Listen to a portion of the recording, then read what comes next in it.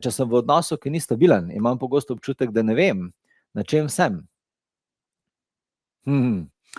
Če imaš občutek, da ne veš, na čem si v nekaterih odnosih, pomeni, da daješ preveč pozornosti na odnos.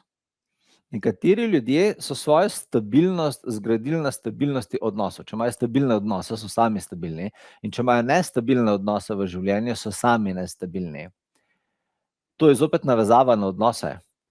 Ker tvoja naloga je, da ti stabiliziraš sebe. Tudi, če noben tvoj odnos ni stabilen.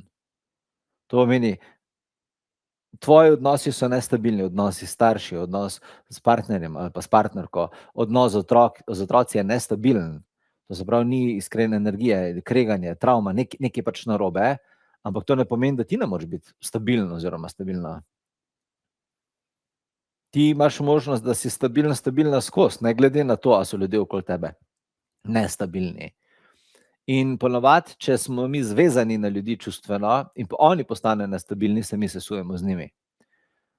To je podobna stvar kot tile sužnji na galejah, če poznaš te stare bojne ladje, galeje, ki so jih imeli v antiki, ko so sužnje priklenili na ladjo in potem so sužnji veslali na teh bojnih ladjah, s katerimi so šli v vojno na morju.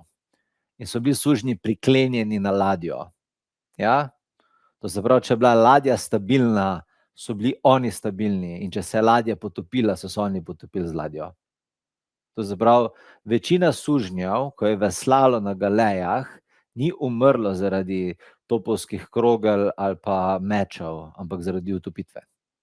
Ker ko se je ladja potopila, so se oni potopili z njo, ker so bili privezani na njo.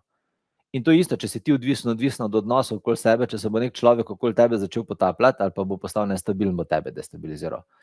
Ti lahko imaš okoli sebe vse nestabilne odnose, pa si ti ves čas stabilna. Če ti stabiliziraš svojo energijo individualno,